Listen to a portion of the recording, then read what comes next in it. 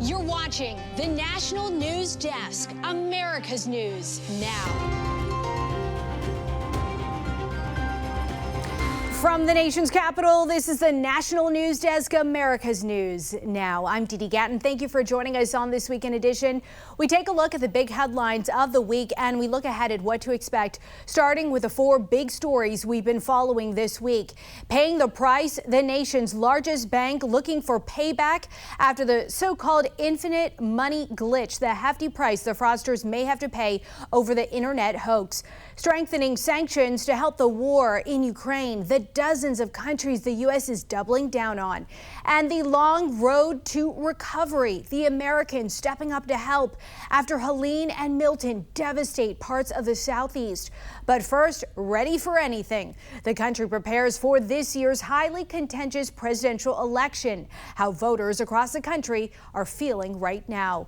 And as we are in the final days of the presidential campaign with the candidates neck and neck, the focus is now on electoral map math. National correspondent Matt Gelka has a breakdown of the states everyone will be watching. 270 is the magic number, so how do you get there? Assuming the rest of the electoral map follows typical election trends, the campaigns are focused on 7 swing states. And the easiest path for Vice President Kamala Harris goes through the Rust Belt, or the so-called Blue Wall. If she were to capture Wisconsin, Michigan, and Pennsylvania, she gets to 270 and she wins, even if Donald Trump gets the remaining 4 swing states. But with such a thin margin of error, even just one Blue Wall state going to Donald Trump would mean he wins the White House. They both spent time in Wisconsin this week. Both candidates will be returning to the Rust Belt in the final days of both of their campaigns. Now, for Donald Trump, he wants to win the southern states, North Carolina and Georgia. If he sweeps both of those states, it gives him a lot more options in his path to 270. Getting Pennsylvania, that would get it done for Donald Trump, 270 votes right there. If not Pennsylvania, one other Rust Belt state, 266, that means he would need either Nevada or Arizona. If he gets them both, well over 270. So it starts with winning both of those southern states. Both candidates were also in North Carolina this week.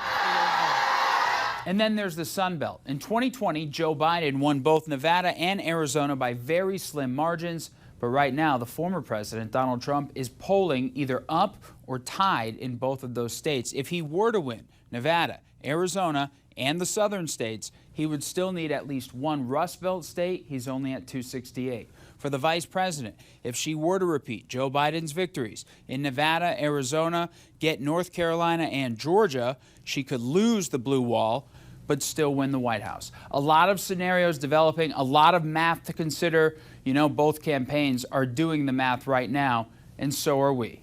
Reporting in Washington, I'm Matt Gelka for the National News Desk, America's News Now. If you are waiting until Tuesday to cast your ballot, check out this map. Weather-wise, most of the country will be pretty comfortable, with the exception of that stretch of possible severe storms from San Antonio up to Milwaukee. So if you live in that stretch, be sure to stay weather aware on Election Day. Don't miss our special election coverage Tuesday. Starting at 8 p.m. Eastern, we are covering all the big races as well as hot button issues that matter to you on air and online at thenationaldesk.com. This week, the United States imposed sanctions on hundreds of people and entities for backing Russia's war against Ukraine. Officials with the U.S. Treasury and the State Department say these sanctions focus on disrupting the evasion of already existing sanctions. More than a dozen countries are targeted, as well as domestic Russian importers. In a statement, Secretary of State Antony Blinken said that in addition to the sanctions, more than 40 entities have been added to the Commerce Department's blacklist. These moves come as the White House tries to boost support for Ukraine before President Biden's term ends. The U.S. has launched more than 100 Standard missiles since October 2023. Now, U.S. officials worry the Pentagon's supply of missile interceptors may run out faster than it can be replenished, according to the Wall Street Journal. A Standard missile cost millions, and the main U.S. producer of the missiles, RTX, makes a few hundred a year. year. The U.S. and 14 other countries buy from that supply. One expert says the U.S. is spending a year's worth of Standard missiles that's supposed to protect our country from China in the Pacific. The nation's largest bank has begun suing customers for check fraud after they allegedly stole thousands during a technical glitch that went viral on TikTok. JP Morgan Chase filed 4 lawsuits this week, accusing 2 people and 2 businesses of illegally withdrawing more than $660,000. Videos of the so-called infinite money glitch popped up online in August, reportedly showing people getting money for depositing bad checks. Chase says it has also referred cases to law enforcement officials across the country.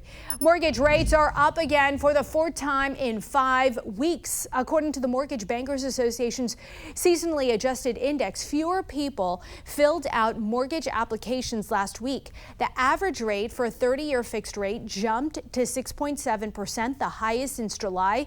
That's up from 6.52%. Several possible factors are creating volatility, including the election and the upcoming economic reports. The numbers are in. We are getting a look at the final inflation report before Election Day. According to the Commerce Department, the inflation rate has fallen to its lowest level since February 2021. National correspondent Atra El-Nashar takes a look at how prices are impacting voters. It's nothing new for voters to choose candidates based on how they think they'd help their own personal economy. But after a crushing pandemic followed by years of high inflation, this election, the stakes feel higher. I'm having to use more of my savings or my retirement than I really wanted to at this time. To me, it's not a partisan issue. It's an American issue. The cost of living has been a top concern for voters throughout this election, but the burden is different for each voter. I like to try to put a little bit more money away, and we're not able to do it with the cost of groceries and stuff. I'm fortunate, I don't feel like I'm suffering, if you will. New inflation data out Thursday shows the 12-month inflation rate fell to 2.1% last month, within arm's reach of the Federal Reserve's target rate of 2%. Prices aren't rising as quickly as they used to, but they're still painfully high for many Americans. When asked in a recent Gallup poll what they think the most important issue facing the country is, 43% cited something related to the economy. 14% specifically said the cost of living. The past 4 years, nothing has happened. Okay, it's gotten worse. We had over 10 years of 2.5% growth, 0 inflation. Sooner or later, you have to pay the piper. Looking to the future and at their ballots, some are wary about supporting Vice President Kamala Harris. Should I give them another chance, another 4 years to get up there? I don't think so. Others hear former President Donald Trump's economic plans, like implementing across-the-board tariffs, and get nervous. This idea of putting tariffs on everything actually makes it more expensive for the consumer. You get into a trade war with the rest of the world, you're going to lose. Voters also staying mindful of the state of the job market. Friday morning, we'll get an updated unemployment rate, the last before Election Day. In Washington, I'm Atra El-Nashar for the National News Desk, America's News Now. It is the final countdown to Election Day, and several states have taken steps to ensure voter integrity. The Fact Check team's Janae Bowens is back here to break this all down. And you remember 4 years ago, this was an issue. This is an issue now. What did you find? Well, Dee, since 2020, states like Florida have enacted laws that shorten the window to apply for a mail ballot and impose harsher ID requirements for in-person or mail voting. And according to the Brennan Center for Justice, at least 14 states have new election interference laws that do things like impose criminal or civil penalties on election workers for accepting private funding. Yeah, we remember 4 years ago, Pennsylvania was not called until days after the election. What can we expect on Tuesday? Well, experts are expecting a similar situation in Pennsylvania this year. No laws have changed. Here's the issue. Poll workers are not allowed to prepare to count or count absentee ballots before Election Day. Now, the dispute about whether mail-in voters must date their ballots for them to be counted has also been an issue for the state. It's safe to say it will take some time before a winner is declared in Pennsylvania. Yep, we will be waiting for a long night ahead. Janae, thank you. And in just a few minutes, Janae will return to discuss the controversy surrounding voter rolls. Right now, hunters in central Maine are being asked not to eat their game due to potentially harmful chemicals in the animal meat. The advisory comes after high levels of PFAS chemicals were found in the muscle tissue of dozens of deer and turkey in the area. The harmful chemicals can be found in products like non-stick pans and firefighting foam, which are harmful to humans. New Hampshire, Michigan, and Wisconsin also under similar advisories. Up next on the National News Desk, America's News now. Bait and switch. Job seekers swindled by new employers. Why they say job descriptions aren't reflecting the reality of the work. Plus, mixed signals. One party could win the popular vote while another wins the Electoral College. The likelihood of that scenario based on the latest polls.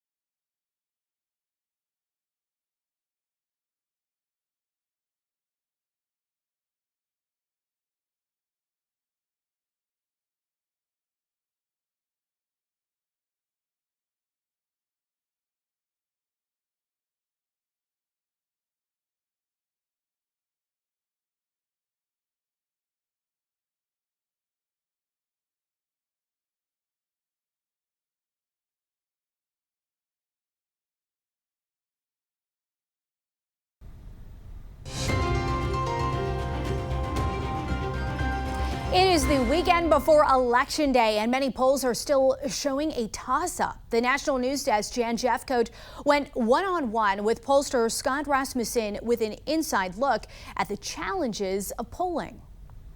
If the election were held today, Scott, who would win? Well, let's start with the fact that nobody knows for certain. Anybody who tells you they do is either lying to you or deluding themselves. Right now, though, the race, while it's too close to call, I'd rather be in Donald Trump's position than in Kamala Harris. He has a very slight advantage. And I want to go back to 2016, how about it? Because the election polls were so very, very wrong then. Polls underestimated Trump's support in key swing states, and it's important to note that the popular vote was very different than the electoral vote, and the electoral vote is all that matters, as we know. Do you think polls have just gotten more inaccurate since 2016, or have pollsters found a better methodology in conducting these polls? Well, I do have to push back a little bit on your question. In 2016, the national polls were very good. They showed Hillary Clinton winning by 3 points. She won by 2. That's right. In 47 of the states, we knew from polling who was going to win. One state, Wisconsin, was way off. Michigan and Pennsylvania, those states we're talking about again this year, the polling showed the race was in the margin of error, and the last poll showed Trump ahead in both those states. The problem was analysts couldn't believe the data. People in the political world couldn't imagine Donald Trump. So they just made it up? Well, you can always look at data and see things from your own perspective. This is going to happen. We don't like that poll, so we don't count it.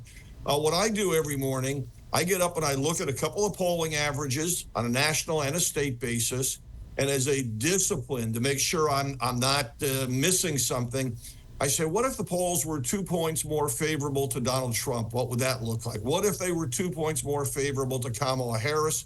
Both of those things are possible. In fact, one thing we rarely hear talked about in today's world, in 2012, the polls were further off than in either 2016 or 2020, and they greatly underestimated Barack Obama's victory. So the polls can move either way. Why do you think that is? Is it because of what you just said? These pollsters sometimes don't believe the data. They don't believe what they're saying. So sometimes their own personal opinions come into this and they just dismiss that data? Well, that's the analysis portion. Certainly that's a factor. With the data itself, it's very difficult to conduct a poll, and there's assumptions you have to make about who's going to show up and vote. We know, for example, in Pennsylvania, key swing state, rural voters are going to turn out for Donald Trump. We know that in Philadelphia, the inner city voters are going to turn out for Kamala Harris. We have estimates and hints about what the level of turnout will be in those areas, but we don't know for sure. And in a very close race, small changes in turnout can have a huge impact. In a Real Clear Politics average and the latest poll from the New York Times, it shows that the national popular vote is currently tied. Now, we haven't seen a GOP candidate win the popular vote in, what, 2 decades at this point? What would a tie in the national popular vote mean at this point in time?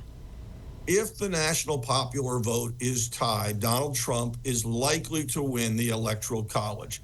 Hillary Clinton won the popular vote by 2, lost the Electoral College. Joe Biden won the popular vote by 4.5 points, barely won the Electoral College.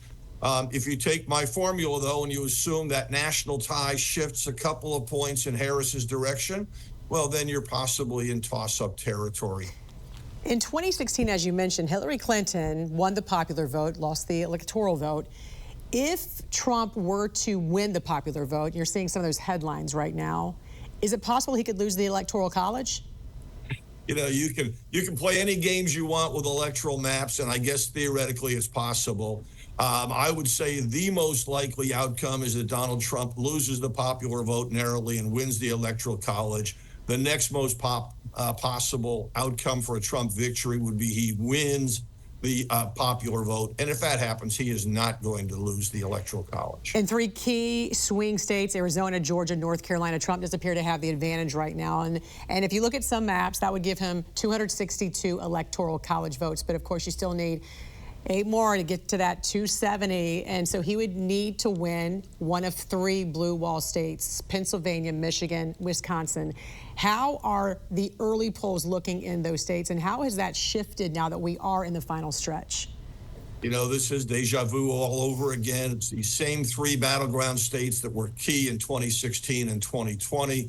Right now, the polls show all 3 are very close, very competitive. And it is possible to see all 3 going one direction. If they all go for Harris, she becomes president by the narrowest of margins. On the other hand, if there is a split decision, if one of the states goes for Trump, and it could very well happen again because the polls are really showing these states are tied. One state goes to Trump, he becomes president. And just finally, I just want to ask you, Scott, when you're asking these questions to these voters, how often do you feel like, you know what, they're not giving me a straight answer, or they're not telling me the truth? Because how many don't want to admit who they are voting for? Actually, most people in today's world feel they're not being heard. They want somebody to listen to their opinion. The challenge is convincing them that you're legitimate. You're not trying to sell them something. You're not trying to, get them on a voter list. You're not trying to harass them. If you can convince them you're asking legitimate questions, people are happy to share their views. And that sense of giving them that trust starts with the way you ask the questions to make sure you're doing it in a neutral manner, and you're also reaching a good cross-section of the population. Pollster, analyst, and president of RMG Research, Scott Rasmussen. Always great to see you. We're in the final stretch, so I'm sure I'll be talking with you a lot in the coming days. Look forward to it. Me too. Fascinating polling there.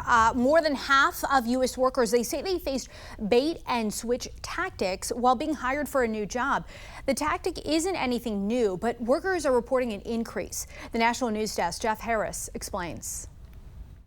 I'm told a big factor with this rise in bait and switch is due to the fact that companies are trying to stay viable. They're trying to do more with less, which means some employees might be assigned responsibilities that weren't in the job description. Ask yourself these. Tessa White, a career navigation expert, tells us bait and switch is exactly what it sounds like. You are hired for a particular job, and then when you start, the company adds responsibilities or changes your job. Although White says many companies don't bait and switch on purpose, more is happening because there's a lot of turnover. And so companies often will say, what can this person do besides what we interviewed them for, and how can we combine these 2 jobs? According to a new survey by hiring platform Greenhouse, 53% of U.S. workers say they face bait and switch tactics while being hired for a job, something career strategist Julie Balke tells us also has to do with remote work. Hybrid work is told in the interview that that would be a part of their employment situation.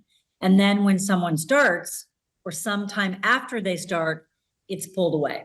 Which is why Julie Smith, an HR specialist, recommends that everything gets put in writing. If they have an understanding of what's expected and it's not in writing in the offer letter, then a conversation needs to happen. And if a bait and switch does happen, White suggests know how to talk to your employer. While I'm a team player and I want to help in whatever way I can, I'd really like to get back to the job I was hired to do. What would it take, and can we put a timeline together to make that happen? According to that survey, pay transparency also becoming a problem, with 42% of job seekers saying the original advertised salary for a job changed after multiple rounds of interviews. I'm Jeff Harris reporting from Washington. Just ahead, starting with a smile, the veteran helping his fellow service members get the health care they need. Plus, coming together over a month after Hurricane Helene, some in North Carolina are surviving without basic essentials. The organization helping make sure they have a place to sleep.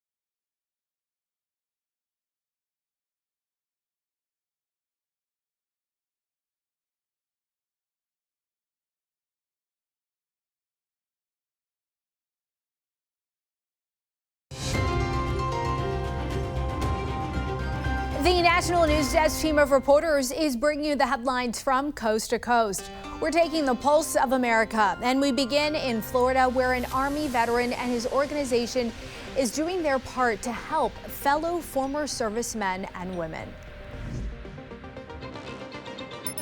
I was in the Army for 13 years, and I deployed to Iraq and Afghanistan. When Mike Durkee got out of the Army, he knew his next mission was going to be helping his fellow veterans. It's a calling that led him to the Wounded Veterans Relief Fund. The organization supports wounded and disabled veterans with one-time emergency financial support for things like past due rent, childcare, minor home repairs, and more. Most recently, the group launched its Critical Dental Assistance Program. We're transforming lives. We're saving lives and making our veterans healthier again, you know, making them feel great about themselves, so they have more opportunities for better careers, and also just to be out with other people, you know, because unfortunately, if you don't have a smile and you're missing teeth, you know, it's tough. It's tough. You don't want to be around people. You don't want to smile. You hold all that back. A dry start to the fall season has experts warning of an increased fire risk throughout the Northeast. The Maine Forest Service says they are equipped for whatever the season throws at them with a new portable pump that can reach remote areas to put out smaller fires before they become dangerous. It's pretty small, but it's pretty powerful, and you can put out a lot of fire with this pump and the 400 gallons that are available in the tank. Forest rangers say the #1 cause for wildfires is escaped debris from campfires. They recommend making sure a fire is completely out before leaving the campsite. It's been over a month since Hurricane Helene, and some North Carolina residents are still without basic essentials. One Tennessee family took it upon themselves to cross state lines to distribute free air mattresses and blankets, all thanks to generous donors. It's comfortable, and I just reached out to them. I said, hey, I have great products. There's great people out here. They need help. The airbeds donated by Lost Horizon don't need electricity to inflate, making them easy to use for people who are still without power. Still ahead, thousands of pickups are being recalled due to a stability issue. Which models could lose control on the roads, and how to fix the issue?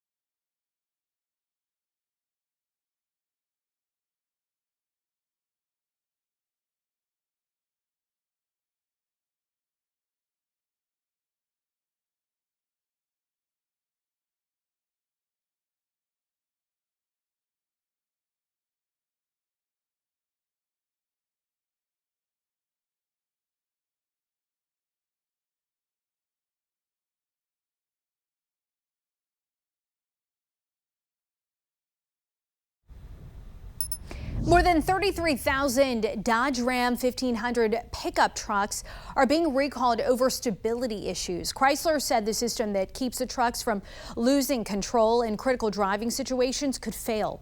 The recall impacts certain 2025 models produced between October 13, 2023 and August 11, 2024. Chrysler dealerships will repair the issue for free. In your money, more than half of American adults made at least one impulse purchase during the holidays last year. A new bank rate analysis released today, or earlier this week, I should say, dives into the reasons and the trends for this. Gen Z and millennials led the way with impulse buys with 70% and 65% respectively. The data shows nearly a third of these purchases were for family members. 28% of people bought something for themselves, and the most common reason, it was a good deal. An important consumer alert just weeks before the busy holiday travel season begins. U.S. airlines are now required to refund passengers for a significantly delayed or canceled flight. The new rule went into effect on Monday. Some airlines previously gave out vouchers to passengers if problems happened with their flight, but the new federal rule changed that, and airlines must give passengers cash refunds. Ahead in our next half hour, struggling to recover from Hurricane Helene, how a change in policy could help hospitals push through a shortage in IV fluids. And trade debate, experts weigh in on Harris and Trump's plans to revitalize America's economy. You're watching the National News Desk, America's News Now. You can catch us live weekdays from 6 a.m. to 11 a.m. and 10 p.m. to midnight Eastern Time, and anytime online at thenationaldesk.com. We'll be right back.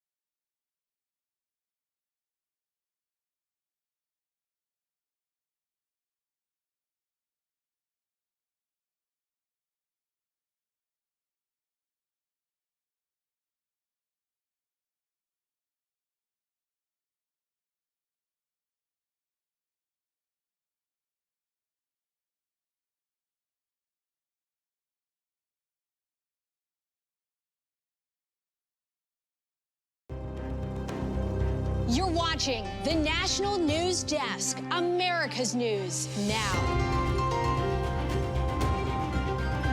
I want to make sure my vote counts for something. These Democrats haven't done nothing for us.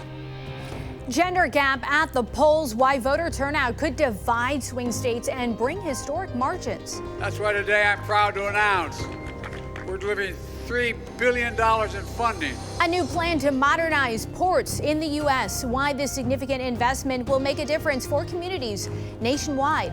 Plus, childcare costs continue to creep up. How much families are spending per year, and the striking difference state to state.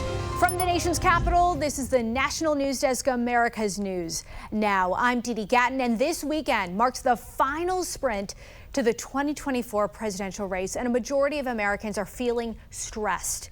In a new Associated Press poll, about 7 in 10 Americans say they are anxious or frustrated about the election. 75% of respondents said they are interested interested in the election, but only about 1/3 said they feel excited about it. Voter turnout is also in the spotlight, with wide margins of women appearing to favor Kamala Harris and those same margins of men supporting Donald Trump.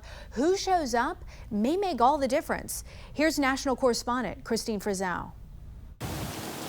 The 2024 election has been called many things: historic, virtually tied, and the gender gap election. As a half Caucasian, half African American woman, I want to be heard, and I want to make sure my vote counts for something. These Democrats haven't done nothing for us. A recent poll capturing the divide many are seeing firsthand. CBS News YouGov finding a 55 to 45% split in support for Kamala Harris from women versus men, and a nearly identical split for Trump from men, 54% to 43% from women. The overturning of Roe v. Wade in the Supreme Court's Dobbs decision cited as one major reason for so many women supporting Harris, while men cite issues like the economy and Donald Trump's strength, a divide playing out in swing states like Georgia. There is a big gender gap here in the state right now, but it really favors Donald Trump. He is driving his numbers up among men so high that Kamala Harris has some catching up to do, and if she's relying on women, she really needs those women to turn out. Meanwhile, former President Obama recently scolded men who are part of that shift. I'm speaking to men directly.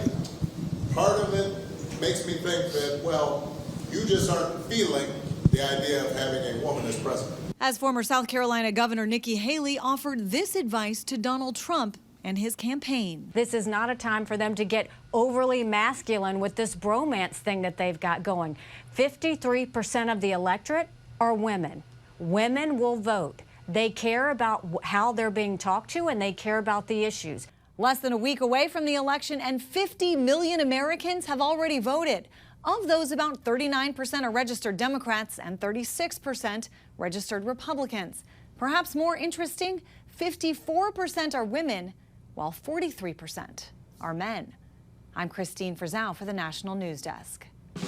Critics accuse states of having voter registration rolls filled with ineligible voters, like people who are deceased or non-citizens. Janae Bowens with the Fact Check team is back, and let's start with Virginia. It's certainly been talked about a lot. The Supreme Court says that they can purge suspected non-citizens from voter registration rolls. What's the latest on this situation? Yeah, Dee Dee, so Virginia Republican officials sent the case to the Supreme Court after a federal appeals court upheld a ruling to reinstate the registrations of about 1,600 people. Now, a federal judge found the purge violated a federal law that blocks systematic voter roll removal 90 days before a federal election. Again, the Supreme Court ruled the purge is good to move forward, but as NPR points out, some U.S. citizens have been removed in error. The good news is they can still register to vote in person. And it's not just Virginia that we've been talking a lot about this election cycle. We know Michigan has been criticized for not keeping up with their voter rolls. What are the latest numbers? Yeah, so Michigan has around 500,000 more registered voters than eligible voters on their voter rolls, and that's according to Bridge, Michigan. Now, officials say federal laws sometimes slow the pace of cleaning up the rolls.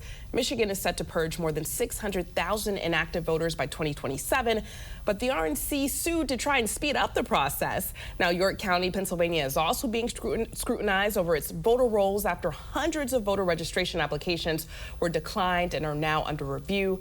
I do want to say a bloated voter roll has historically not given way to massive fraud. All right, one of those big states we'll be watching. Janae, thank you. And for more on this Fact Check Team topic, including links to their sources, scan the QR code on your screen or visit thenationaldesk.com.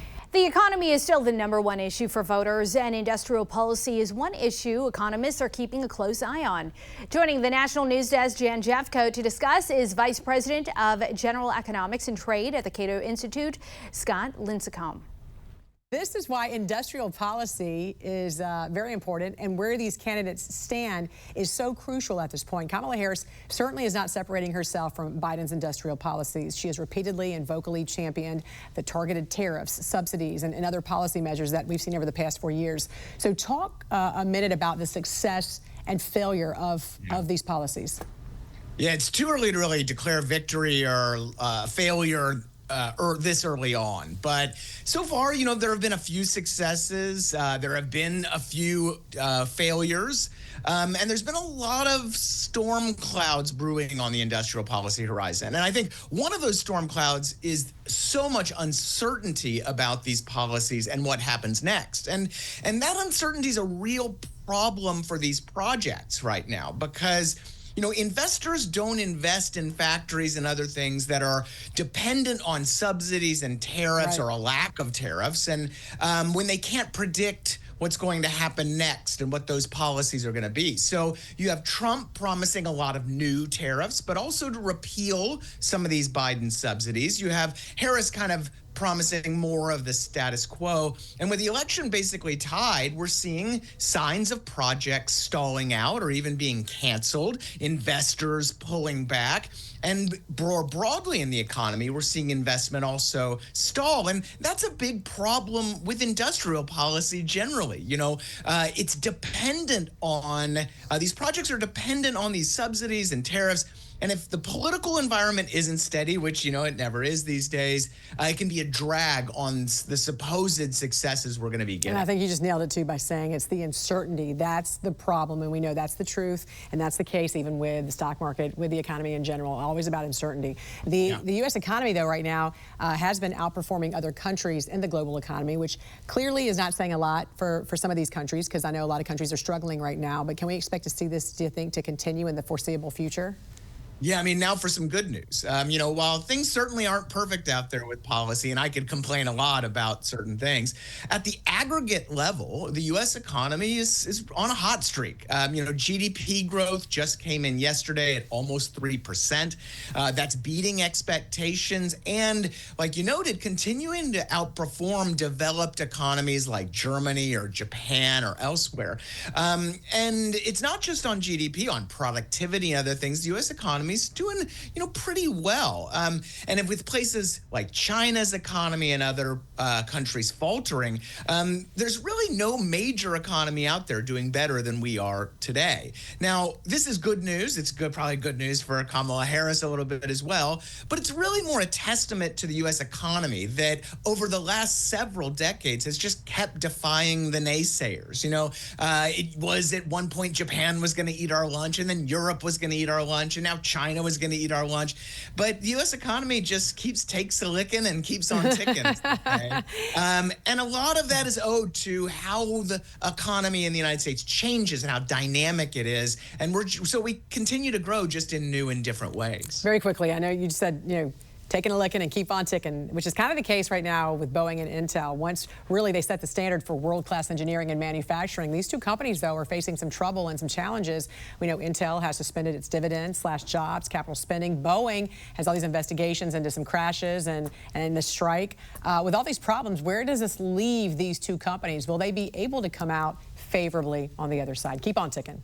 Yeah, so, you know, giant companies, it's always hard to predict what's going to happen next. But if they don't pull it out, you know, we really need to look back at how both companies a few decades ago, a few years ago, really started cozying up to Washington, getting government contracts and subsidies and other things instead of focusing on improving their business, right? And so, you know, maybe that change of focus isn't the only problem they have. It's certainly not. But it shouldn't surprise us, you know, that when companies look for protection and they look for subsidies, they take their eyes off the ball. And Boeing and Intel, these supposed national champions, could be another unfortunate example. Vice President of General Economics and Trade at the Cato Institute, Scott Lincicome. Hope you have a great weekend. Thanks for joining us. You too.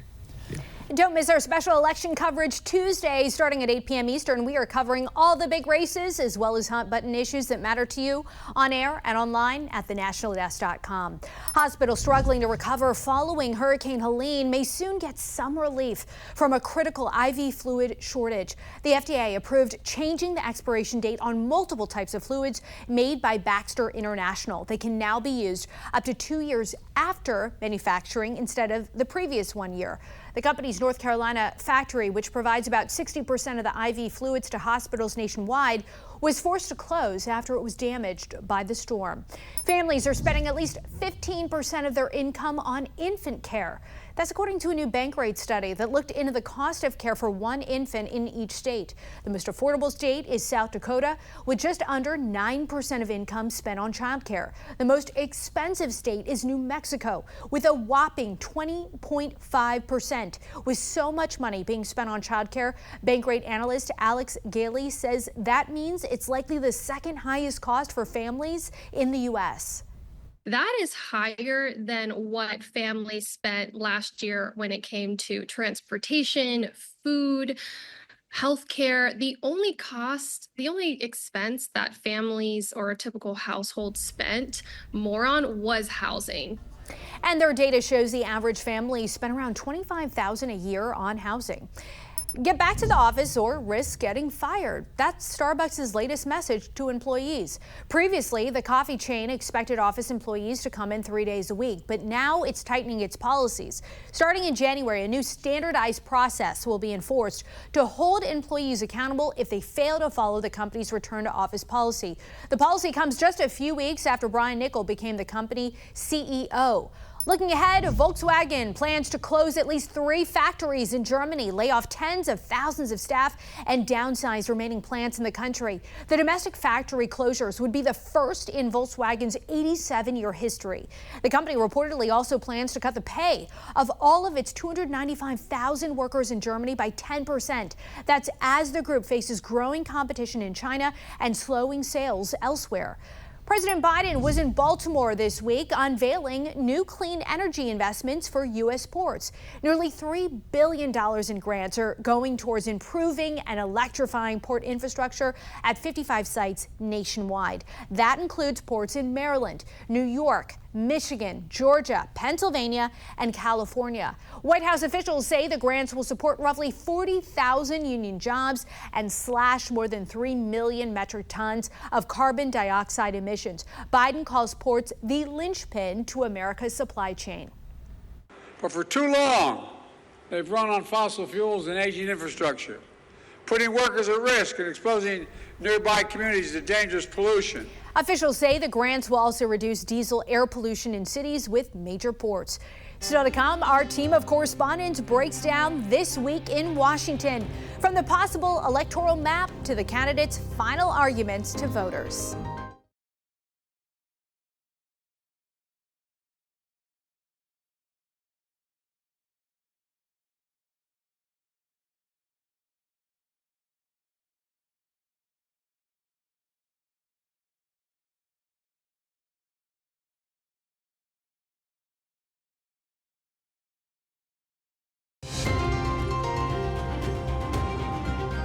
Welcome back.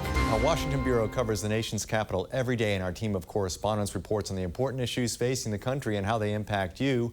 It's the final countdown to Election Day on Tuesday, and all the anticipation is focused on who will be the next president of the U.S. Our Bureau team will be all over the big election news through election night and beyond.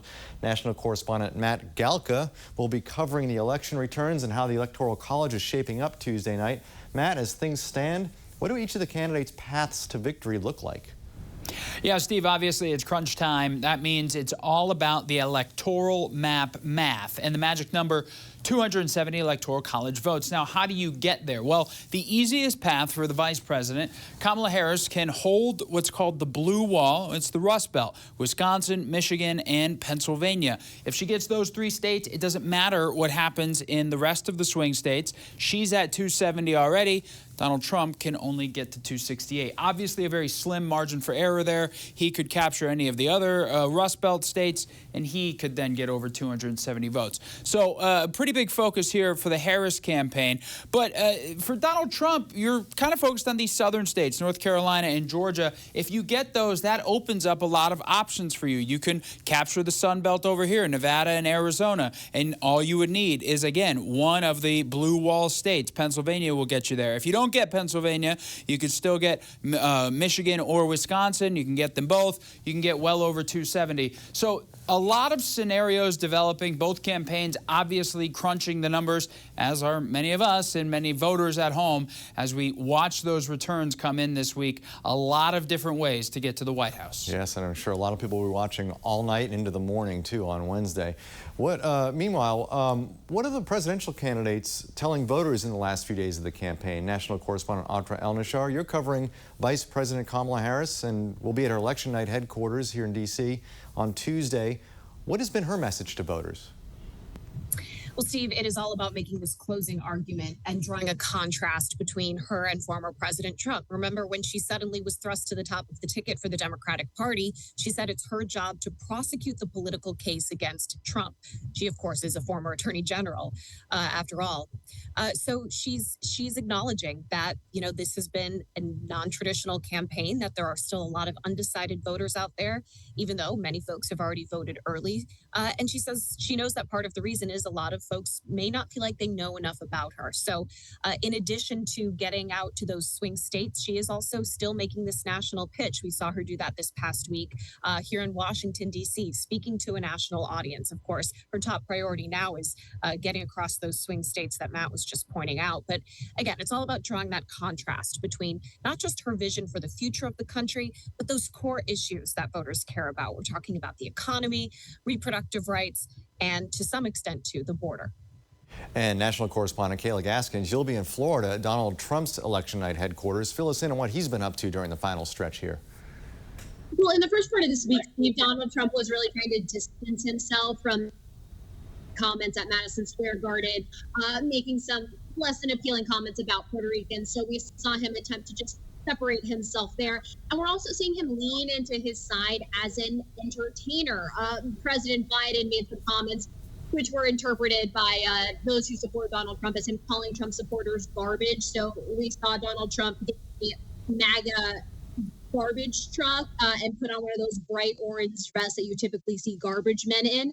He drove the truck around Wisconsin, and then he wore the vest during the rally. So leaning into his entertainment background there and definitely making some headlines. And we're seeing him focus in on those swing states, making important stops in North Carolina and in Nevada. But he's also making some interesting choices here, Steve, stopping and making it, when time is very limited, stops in traditionally very blue states like New Mexico, like Virginia. Trump advisors say this could help down the ballot races for Republicans, and it also might tap into some competitive areas that might be more competitive than experts think. But others say it is a dangerous waste of time when time is of the essence. Steve. Kayla, Atra, Matt, looking forward to your reporting leading up to election night and on election night here on the National News Desk. Thanks for your hard work. Back to you. And just ahead, an elaborate murder plot carried out in a Virginia suburb. How a man's plan to kill his wife turned into a double homicide. Plus, consolidating classrooms, the Washington residents pushing back on their district over a budget plan that would combine entire schools.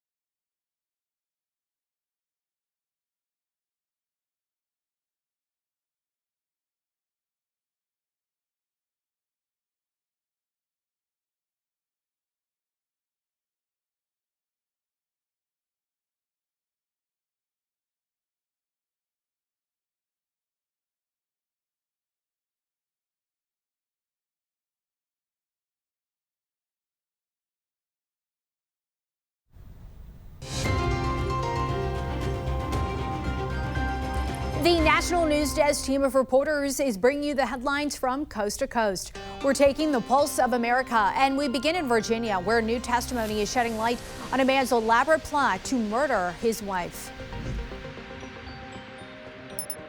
Today's agreement marks a significant stepped forward. 4 days ago, prosecutors say Perez Magalhaes provided a detailed account of what happened on February 24, 2023, when Joseph Ryan died of gunshot wounds and Christine Banfield was stabbed to death. This morning in court, a Fairfax County prosecutor said Perez Magalhaes and Banfield were having an extramarital relationship that started in August 2022. And in the fall of 2023, prosecutors say Banfield expressed his desire to get rid of his wife, Christine, and soon after began planning to kill his wife with the au pair. The prosecution said Mr. Banfield used a BDSM website and lured Ryan to the Banfield's home. The prosecutor said Ryan likely believed that he was meeting Banfield's wife to have consensual sex. When Ryan arrived at the Banfield's home, the prosecution said Mr. Banfield instructed the au pair to tell him there was a strange man at the house and that she was scared.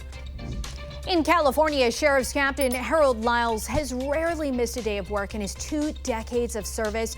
But when a cancer diagnosis put him on the kidney transplant list, he wasn't sure if he'd ever work again. That was until his son secretly saved his life. Initially, they didn't tell him who the donor was. They just told him we found a match.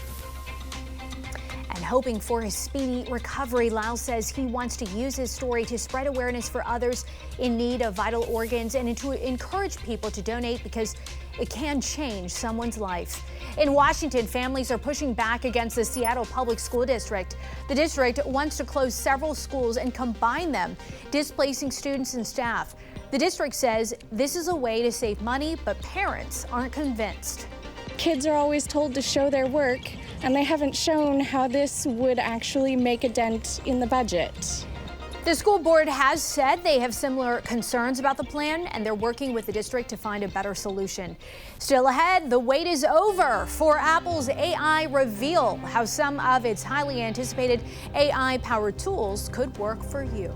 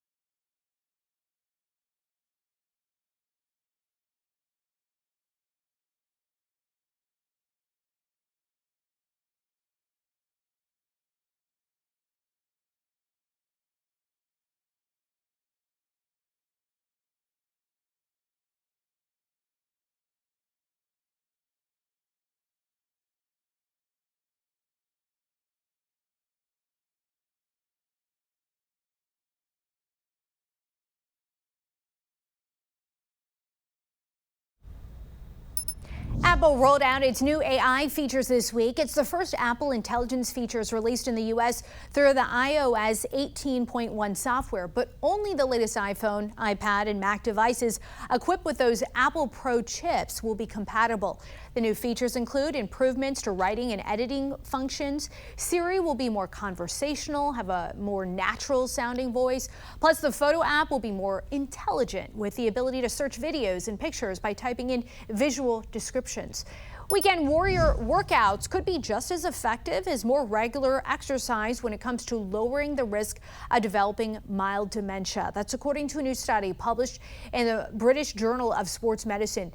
Researchers looked at the health of over 10,000 people in Mexico over the course of several years. The researchers found the weekend exercisers were 13% less likely to develop mild cognitive impairment than those who didn't exercise at all. People who regularly exercised were 12% less likely to develop the condition. For the first time, we're getting a glimpse at what the remnants of a supernova seen centuries ago may look like in 3D. The supernova, the biggest explosion humans have ever seen, was first observed by Chinese and Japanese astronomers in the year 1181. In 2021, astrophysicists were able to prove that a previously discovered nebula was the remnant of that same supernova. A cosmic web imager was later used to map filaments in 3D. And that'll be all for us on the weekend edition of the National News Desk, America's News Now. Don't forget, catch us live from 6 a.m. to 11 a.m. and 10 p.m. to midnight Eastern Time. Check your local listings. You can also watch us online and catch up with the latest headlines on thenationaldesk.com. Thanks for watching the weekend edition of the National News Desk. I'm Dee Dee Gatton, and from all of us here, have a great week.